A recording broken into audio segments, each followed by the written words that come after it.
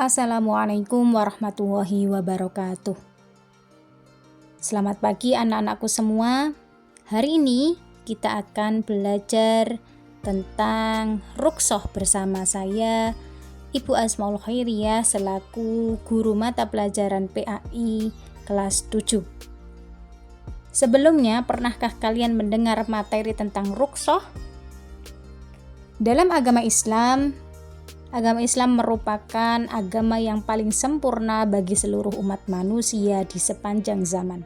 Salah satu bukti kesempurnaan agama Islam adalah hukumnya yang tegas dan jelas namun mudah dan fleksibel dalam pelaksanaannya dalam segala bentuk ibadah.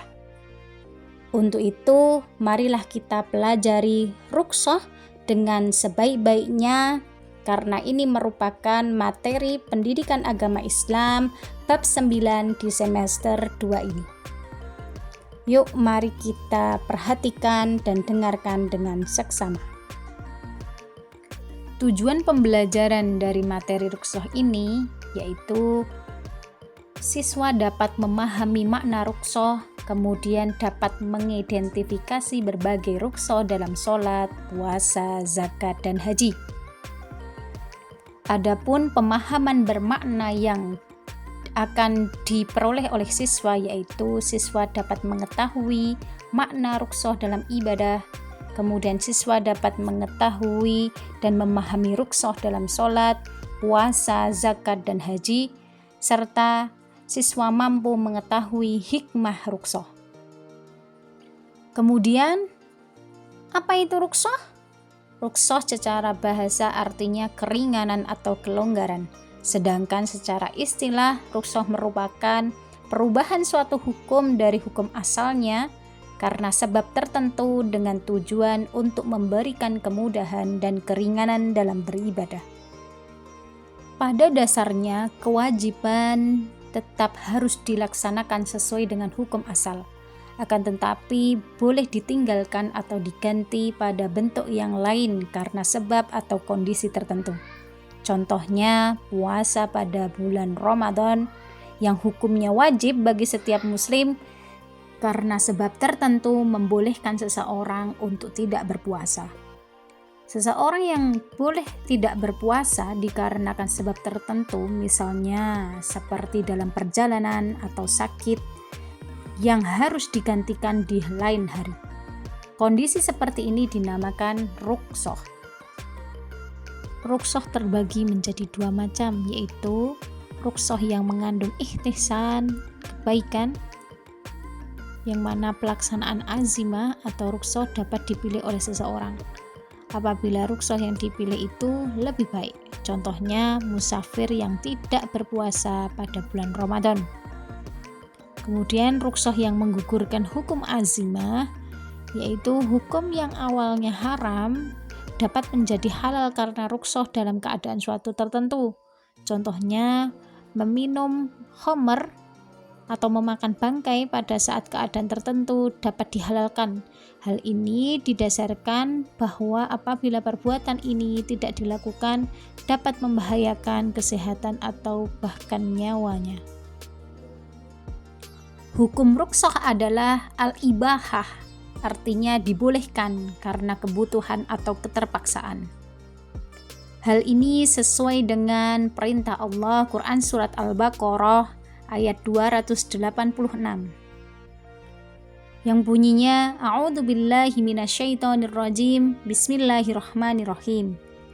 La yukallifullahu nafsan illa wus'aha, laha ma kasabat wa 'alaiha maktasabat. Al-ayah, artinya Allah tidak membebani seseorang melainkan sesuai dengan kesanggupannya. Dia mendapatkan pahala dari kebajikan yang dikerjakannya dan dia mendapatkan siksa dari kejahatan yang diperbuatnya. Quran Surat Al-Baqarah ayat 286. Kemudian apa saja yang menjadi alasan dibolehkannya ruqsah itu? Tujuan ruqsah bukan untuk berlaku zalim, dosa, atau meringankan suatu ibadah. Tetapi ruqsah bertujuan pula untuk menghilangkan kesulitan dan menghendaki keringanan sampai menemukan kelapangan sesudahnya. Seperti orang yang sedang dalam perjalanan atau musafir diberikan keringanan sesuai dengan jarak dan kondisi yang ditentukan. Rukso bagi orang yang tidak mampu menjalankan puasa di bulan Ramadan dikarenakan musafir atau sakit. Perhatikan bagan berikut, ruksoh yang diberikan oleh Allah dalam sholat, puasa, zakat, dan haji. Yang pertama, rukso dalam sholat.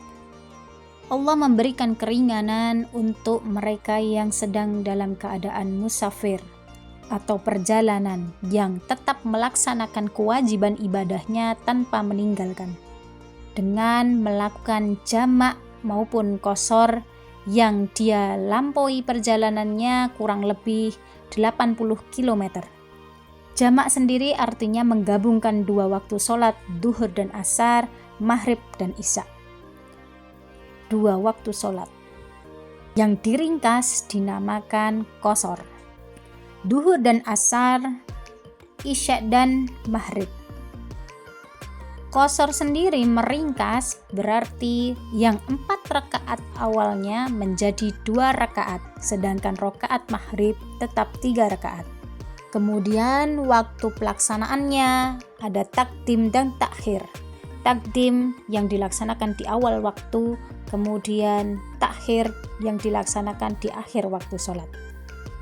Kemudian rukhsah untuk orang yang sakit yang diberikan oleh Allah, yaitu tetap melaksanakan kewajibannya dengan posisi duduk, terlentang, dan jika dalam kondisi yang parah atau kritis, maka boleh menggunakan kedipan mata untuk melaksanakan ibadah sholat. Selanjutnya, rukhsah dalam puasa. Allah memberikan kemudahan untuk mereka tidak berpuasa kepada orang yang musafir atau dalam perjalanan, orang yang sakit, orang tua yang lemah atau lansia, orang yang punya sakit yang tidak memiliki harapan untuk sembuh, dan perempuan yang mengandung dan menyusui bayinya. Mereka semua boleh meninggalkan puasa dan menggantinya dengan qada maupun fidyah. Qada merupakan bentuk mengganti puasa yang telah ditinggalkan, sedangkan fidyah adalah denda atau pengganti yang wajib dibayarkan oleh seseorang yang tidak mampu menjalankan ibadah puasa di bulan Ramadan karena alasan tertentu yang dibenarkan oleh syariat Islam, seperti sakit parah, lansia, atau karena kesehatan yang lainnya. Fidyah sendiri biasanya dibayarkan dalam bentuk makanan pokok seperti beras atau dengan uang yang sebanding dengan harga makanan pokok tersebut. Rukhsah dalam zakat. Zakat sendiri adalah kewajiban bagi setiap muslim yang mampu untuk menyisihkan sebagian hartanya kepada mereka yang berhak menerimanya. Penerima zakat dinamakan mustahik, yaitu fakir, miskin, amil, mu'alaf, riqab, gharim, fisabilillah, dan ibnu sabil. Kemudahan yang Allah berikan dalam zakat yang pertama adalah proses pembayaran zakat yang boleh diwakilkan, seperti melalui Basnas, Lazisnu, maupun Lazismu. Yang kedua, zakat fitrah yang berupa makanan pokok atau beras boleh berupa uang yang disesuaikan dengan harga makanan pokok. Yang ketiga, pembayaran zakat fitrah bertujuan untuk membahagiakan fakir miskin pada saat hari raya. Namun, ada rukhsah atau keringanan pembayarannya bisa dilakukan beberapa hari sebelum Idul Fitri, mendahulukan mereka yang fakir miskin. Rukhsah haji. Kemudahan yang diberikan oleh Allah pada saat ibadah haji seperti haji diperuntukkan mereka yang mampu secara jasmani maupun rohani. Yang kedua, haji dilaksanakan sekali seumur hidup. Yang ketiga, dalam pelaksanaannya ibadah haji boleh ditunda meskipun sudah mampu. Yang keempat, cara pelaksanaan ibadah haji boleh memilih antara tamattu, qiron, maupun ifrad. Yang kelima, pelaksanaan ibadah haji boleh dikerjakan oleh orang lain atau boleh memilih badal untuk mengganti dalam proses ibadah haji. Yang keenam, pembayaran dam boleh digantikan dengan berpuasa. Yang ketujuh, boleh tidak bermalam di Mina dengan cara membayar dam. Bentuk rukhsah dalam ibadah haji yang kedelapan, adanya ibadah lain yang berpahala setara dengan melaksanakan ibadah haji. Hal tersebut merupakan bentuk keringanan dan kemudahan yang Allah berikan agar semuanya tetap bisa beribadah dengan sesuai ketentuan dan syariat Islam. Kesimpulan materi yang kita pelajari hari ini bahwasanya rukhsah adalah keringanan atau kemudahan dalam syariat Islam yang diberikan oleh Allah Subhanahu wa taala kepada umat muslim dalam kondisi tertentu seperti kesulitan, sakit, atau perjalanan jauh. Rukhsah bertujuan untuk memudahkan ibadah tanpa memberatkan. Dengan sebab yang pertama, adanya uzur syar'i atau alasan yang dibenarkan oleh syariat.